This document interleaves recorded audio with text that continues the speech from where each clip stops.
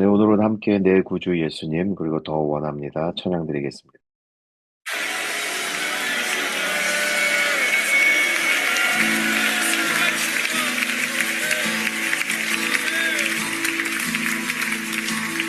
온 땅이여 주님께 외쳐라. 능력과 위엄의 왕 되신 주, 산과 바다 소리쳐 주의 이름을 높이리. 주의 향을 기뻐 노래하며 영원히 주님을 사랑하리라. 신실하신 주의 약속 나가.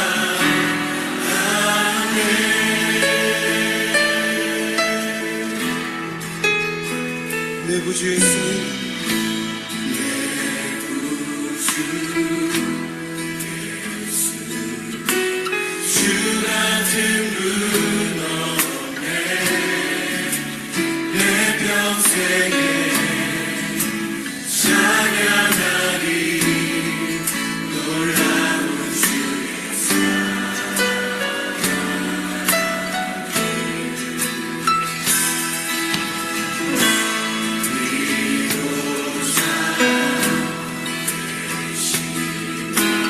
피난처 되신 주님, 나의 영혼 온갖 날에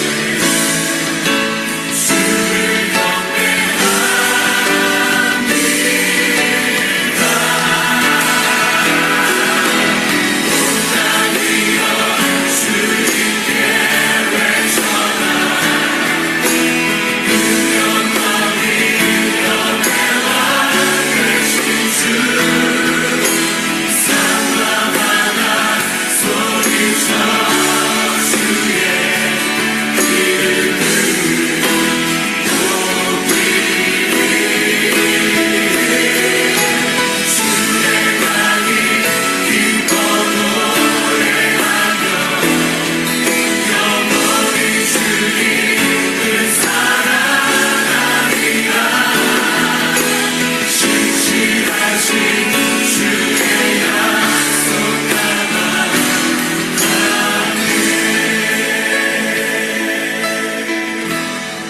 우리 자매들이 고백하겠습니다. 내 구주 예수님,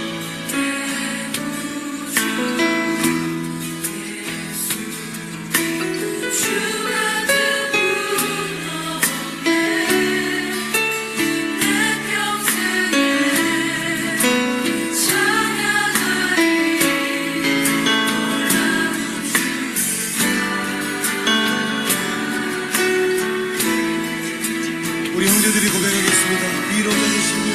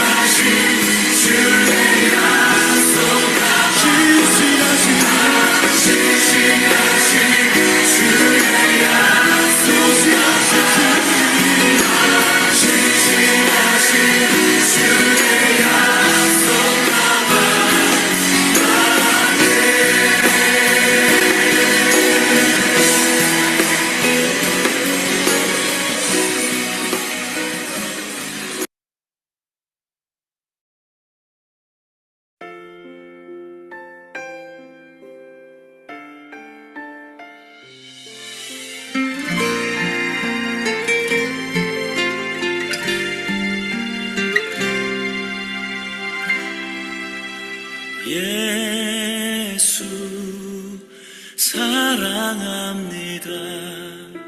사랑합니다. 온 마음 다하여 오직 주님 한 분만 간절히 더 원합니다.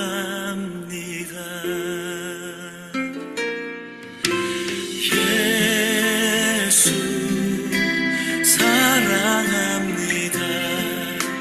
사랑합니다. 온 마음 다하여 오직 주님 한 분만 간절히 더 원합니다. 넘쳐나네 넘쳐나네 주를 향한 내 속에 갈망이 주님께로 날 이끌어 주소서. 주님을 더 원합니다.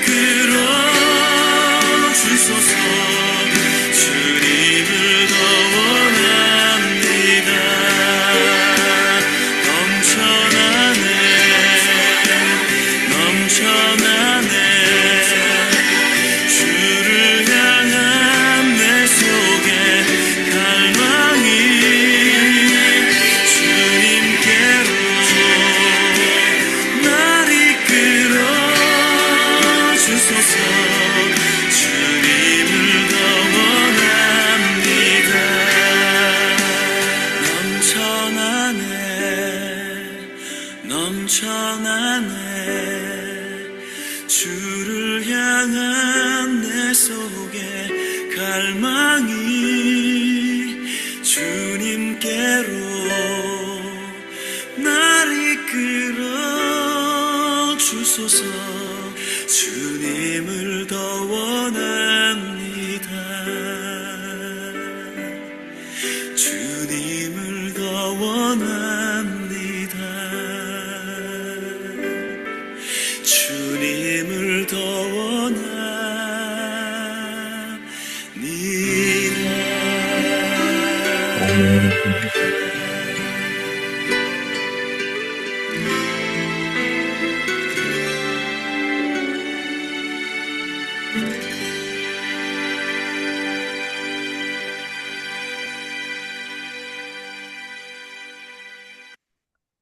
이지연 목사님 기도해 주시겠습니다. 살아 역사하시는 하나님, 모든 것의 근원이신 하나님, 나의 생을 주관하시며 우주 만물의 주관자 되시는 하나님, 우리 좋은 친구 교회가 한 마음으로 모여서 주님께 감사와 기쁨의 예배를 드립니다. 홀로 영광 받아 주시옵소서. 예배를 통하여 말씀을 더욱 사모하게 하시고 진리에 다가가게 하시며 성령님의 임재와 하나님의 놀라운 사랑하심을 더욱 강하게 경험하게 하여 주시옵소서. 기대하는 많은 일들 주 안에서 기대하며 응답받게 하시고 삶의 값진 의미 주 안에서 발견하게 하여 주시며 주께서 허락하신 형제 자매와 함께하며 사랑으로 돌보는 복된 삶 살게 하여 주시옵소서. 사랑이 많으신 하나님, 우린 늘 구원을 꿈꾸지만 일상의 삶들은 이런 모습 저런 모습으로 찌그러지고 누추하고 더러울 때 참 많습니다. 육신의 연약함은 마음의 고통이 되고 편협한 생각들은 가까운 이들을 눈물 짓게 만듭니다. 주여, 예수가 아니고선 이 영혼이 구원받을 길 전혀 없습니다. 주여, 예수가 아니고선 기대할 내일이 없습니다. 주여, 이 심령을 긍휼히 여기사 붙들어 주시옵소서. 주의 보혈 피로 정결케 하여 주시옵소서. 그래하여 소망 없는 자처럼 세상에 취하지 않게 하시며 깨어있는 영, 살아있는 영, 예수와 연합하는 영 되게 하여 주시옵소서. 오늘도 세상은 수없이 많은 눈물들이 있습니다. 누군가 주를 부르는 음성들이 있습니다.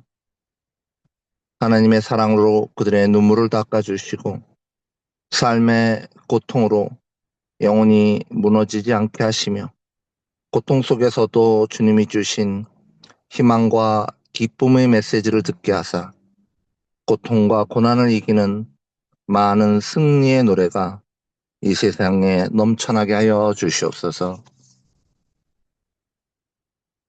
육신의 어려움으로 많은 어려움 중에 있는 데보라 간사님의 아버님의 영과 육을 붙드시고 어려움 가운데도 하나님의 손 놓지 않게 하시며 잘 치료받고 건강을 회복하는 기적의 역사를 허락하여 주시옵소서. 또한 특별히 오기호 성도님의 건강도 지켜주시고 주께서 치유하여 주셔서 건강함으로 기쁨으로 함께 교회를 세워갈 수 있도록 허락하여 주시옵소서.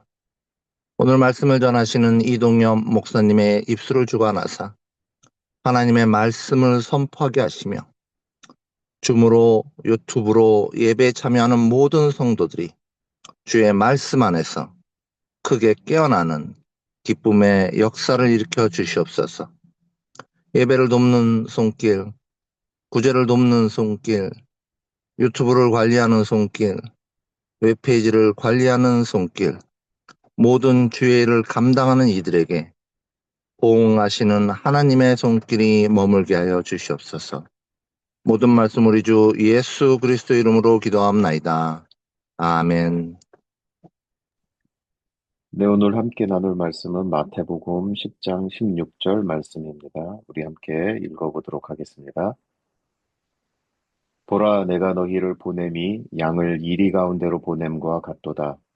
그러므로 너희는 뱀같이 지혜롭고 비둘기같이 순결하라. 아멘.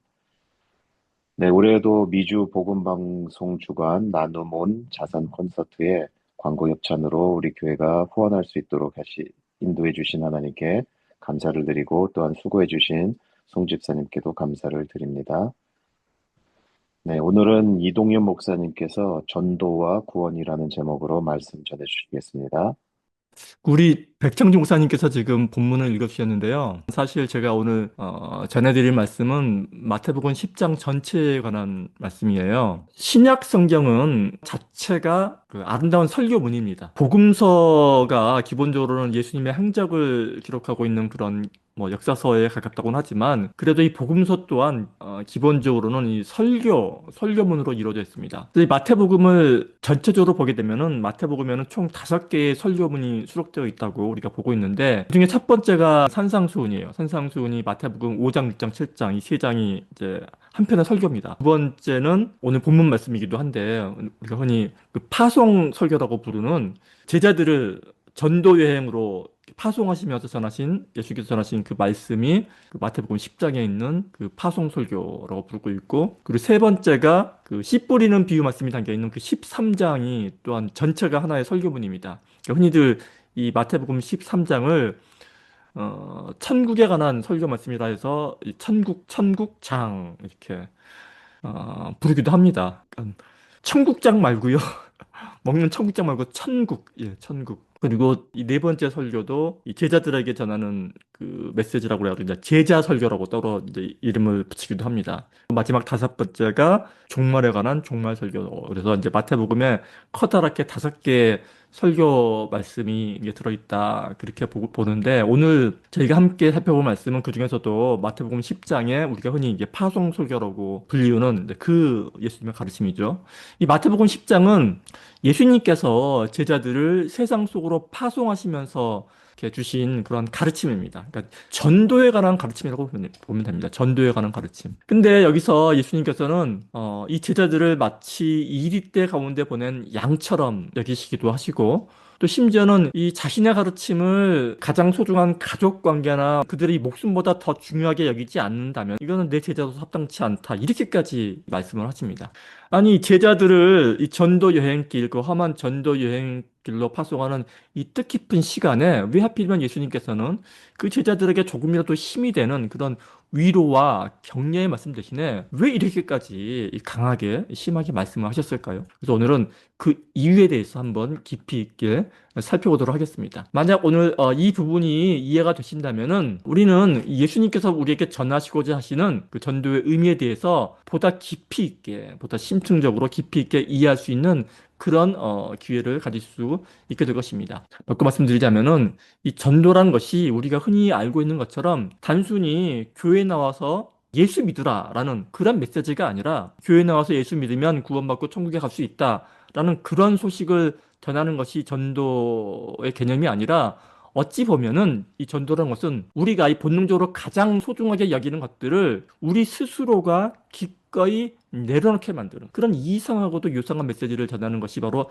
전도라는 것임을 깨닫게 된다라는 말씀입니다. 사실 이게 제가 말은 이렇게 간단하게 뭐 무덤덤하게 이렇게 전해드리지만, 사실 이 말은 굉장히 무서운 말입니다. 왜냐하면 우리가 가장 소중하게 여기는 것들을 우리의 현실 가운데서 우리 스스로 기꺼이 내려놓을 수 없기 때문입니다. 여러분, 눈을 잠깐만 감고 한번 생각해 보시기 바랍니다.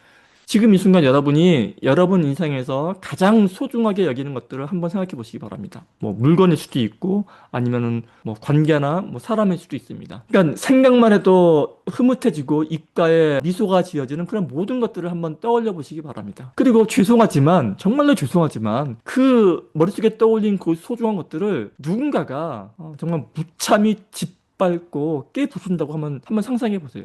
정말 내 눈앞에서, 바로 내 눈앞에서 내 사랑하는 가족이 무참히 살해된다거나, 아니면 평생을 공을 들여서 쌓아놓은 업적이나 작품이 한순간에 물거품이 되고 불태워져 버린다면은 그때의 심정이 어떨까요?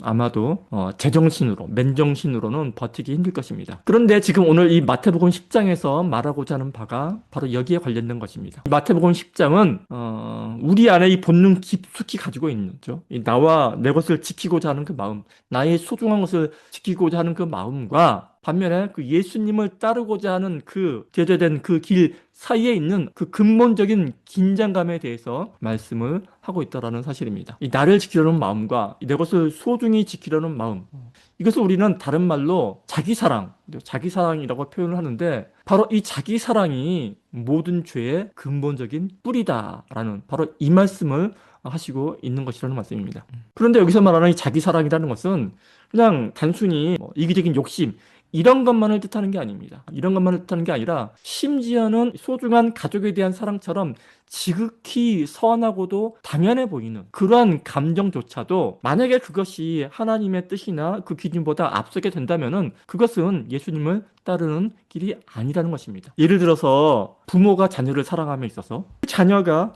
그 신앙 앞에 바로 서는 것보다 그 자녀가 세상적인 성공이나 명예를 더 우선시하게 만드는 그런 동기가 그 자녀 사랑 안에 깔려 있다면은 그건 역시 굉장히 교묘한 형태의 자기 사랑일 수도 있다라는 말씀입니다. 신앙생활 또한 마찬가지입니다. 제 아무리 하나님 사랑, 예수님 사랑을 앞세운다 할지라도 만약 그 안에 예수님의 가르침, 이웃에 대한 자기 희생과 사랑이 없다면은 이 또한 예수님을 따르는 길이 아니라는 말씀입니다. 저는 이 부분이 정말 많은 분들께, 특히 신앙인들께 큰 도전으로 다가왔으면 하는 바람입니다.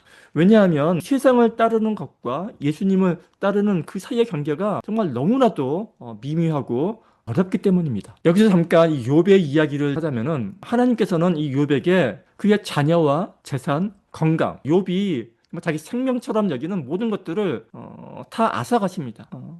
이 성경 욥기는 이 모든 것을 하나님께서 일부러 그렇게 계획하셨다고 기록하고 있습니다. 그러나 그렇게 함으로써 역설적으로 욥이 하나님을 사랑한다 하면서도 그동안 얼마나 자신이 가진 모든 소유한 모든 것들을 얼마나 뿌리 깊게 사랑하고 또한 의지하고 있었는지를, 하나님보다 더 사랑하고 의지하고 있었는지를 스스로 깨닫게 하셨다라는 것입니다. 그리고 그 욥기에서 욥이 겪는 이 고난의 과정 그 자체가 하나님께서 직접 설계하신 욥의 구원 과정의 일부였다라는 말씀입니다. 참 아이러니하죠. 우리가 겉으로 보기에는 너무나 고통스럽고 또한 이해하기 힘든 모습일지라도 더 큰 안목에서 내려다보게 되면은 우리를 자기 사랑이라는 그 좁고 견고한 자기만의 성에서 벗어나도록 이끄시는 하나의 과정이라는 것입니다. 욥기뿐만이 아니라 요한복음 12장 25절에 자기 생명을 사랑하는 자는 잃어버릴 것이요. 여기서 말하는 이 자기 생명이라는 게 단순히 자기 목숨 이거 하나만을 가리키는 것이 아닙니다. 여기서 말하는 이 자기 생명이라는 것은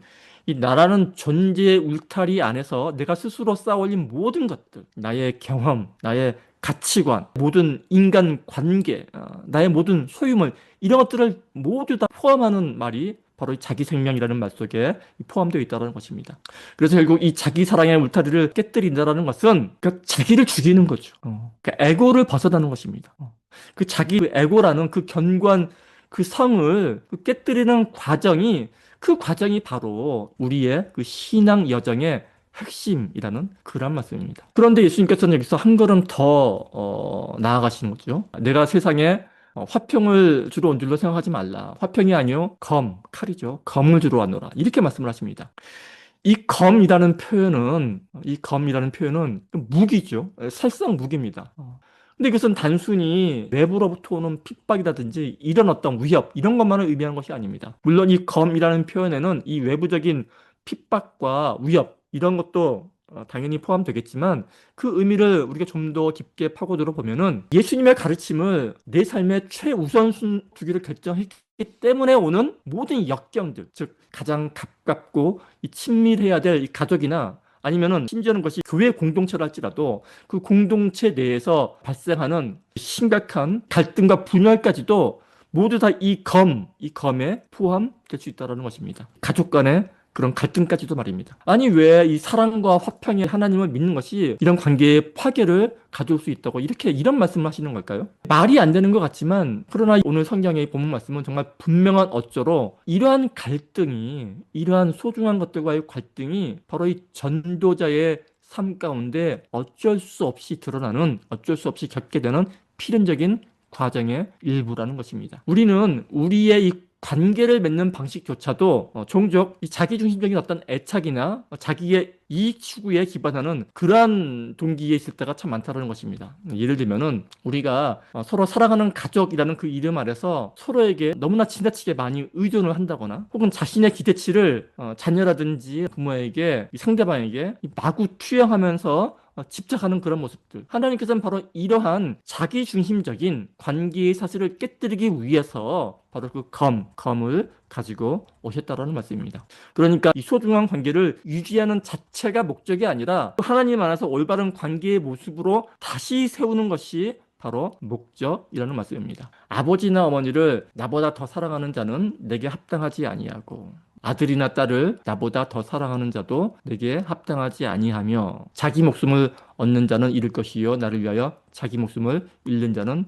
얻으리라. 여기서 이 목숨을 잃는 자라는 게 단순히 물리적인 목숨, 이 순교만을 의미하는 것이 아닙니다. 나를 중심으로 쌓아올린 모든 것들과의 관계를 포기하고 다시 재정립하는 그러한 고통스러운 과정을 포함한다라는 그런 뜻입니다. 마치 하나님께서 의사가 외과 수술하듯이 생명을 살리기 위해서 모든 것들을 비록 그것이 나의 몸의 일부분이라 할지라도 잘라내듯이 우리가 나의 연장선상이라고 여기고 쌓아놓은 모든 것들을 하나씩 하나씩 잘라내고 떼어내는 그러한 과정을 겪는 것, 그 자체가 우리의 신앙생활이며 우리의 신앙 여정에 포함되어 있다는 말씀입니다.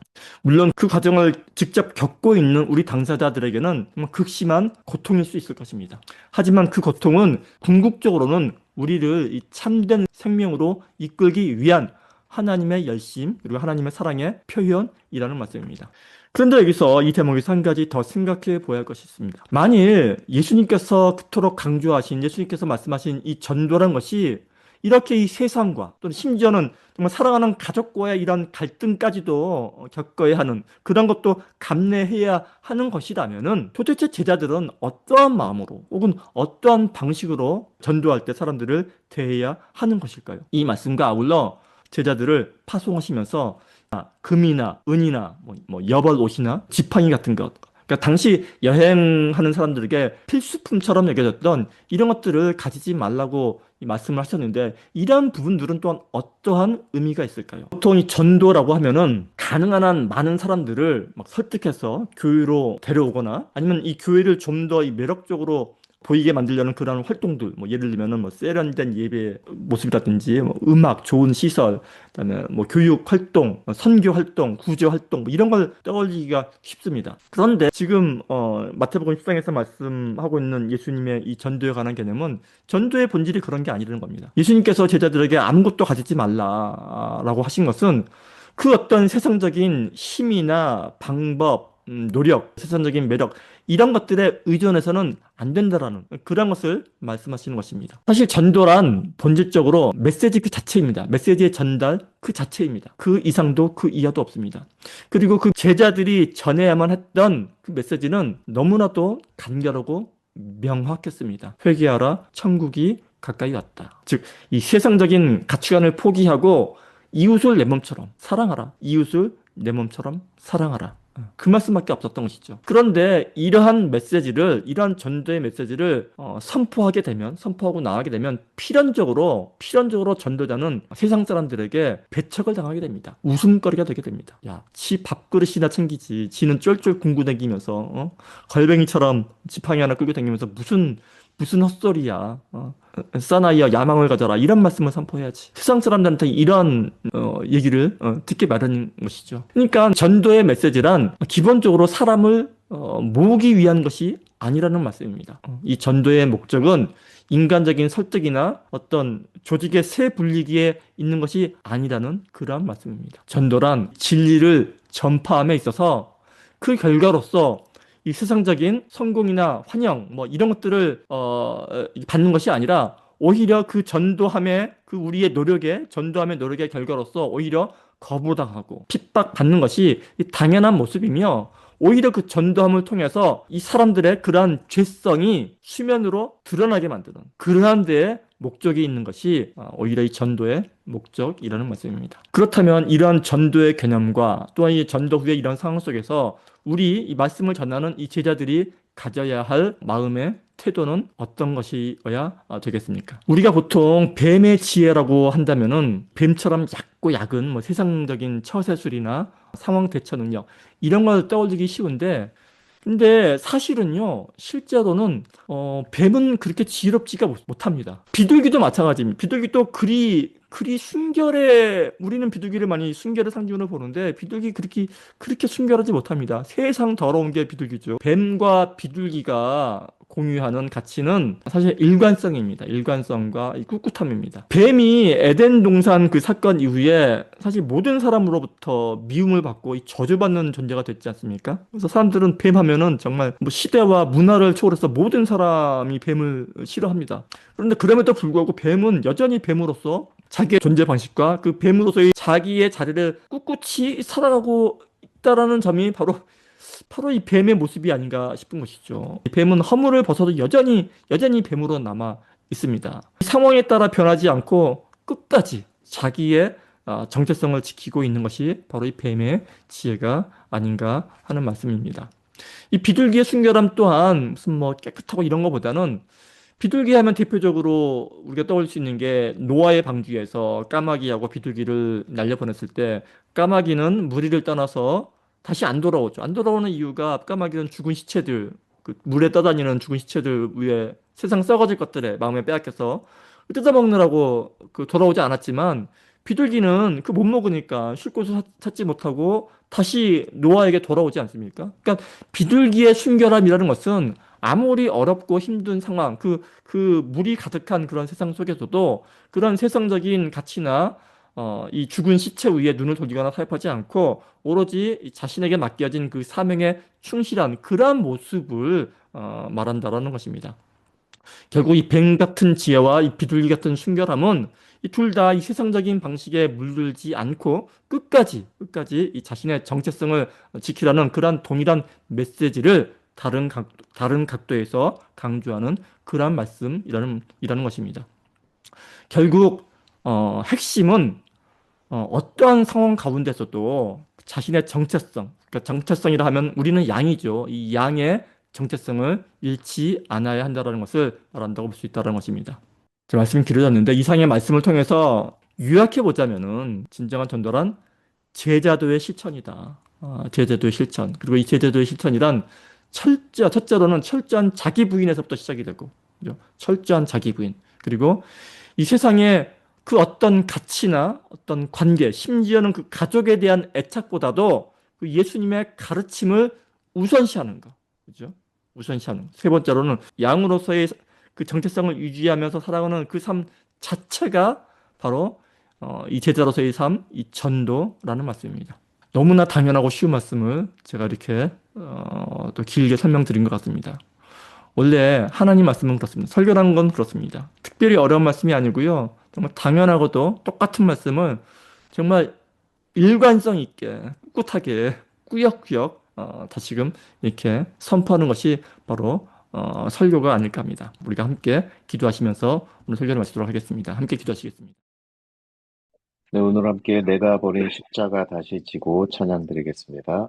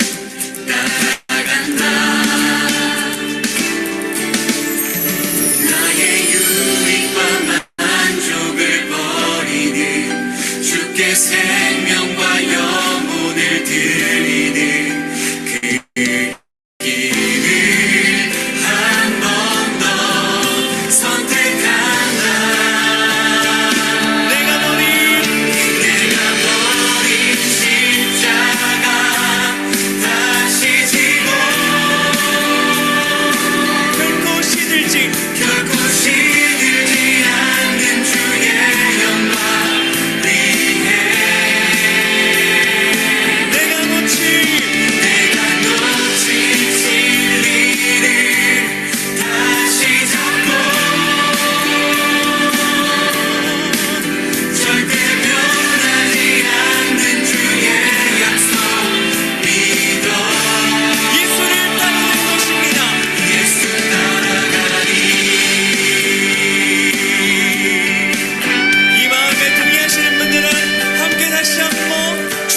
의지하며 고백하도록 하겠습니다. 어둠이 세상에서 뒤틀린 가치 속에 복음의 의미를 찾아간다. 험한 세상에서 고모한 가치 속에 십자가 의미를 따라간다. 나의 유익과 만족을 버리는 주께 생명과 영혼을 드린 그 길을 한 번 더 선택한다. 내가 버린 십자가 다시 지고 결코 시들지 않는 주의 영광 위에 내가 놓친 진리를 다시 잡고 절대 변하지 않는 주의 약속 믿어. 내가 버린 십자가 다시 지고 결코 시들지 않는 주의 영광 위에 내가 놓친 진리를 다시 잡고 절대 변하지 않는 주의 약속 믿어. 예수 따라가리.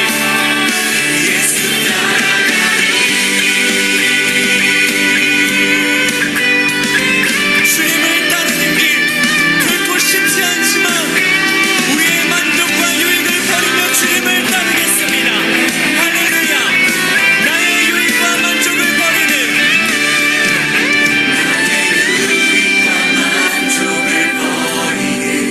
주께 생명과 영혼을 그 길을 한 번 더 선택한다. 함께 내가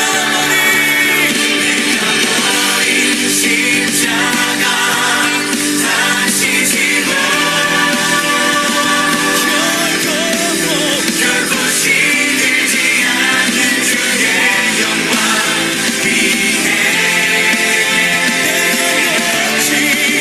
내가 놓친 진리를 다시 잡고 절대 변하지 않는 주의 약속 믿어. 내가 버린 십자가 다시 지고 결코 시들지 않는 주의 영광 위에 내가 놓친 진리를 다시 잡고 절대 변하지 않는 주의 약속. 우리 믿음으로 함께 고백합시다. 예수를 따릅시다. 예수 따라가리.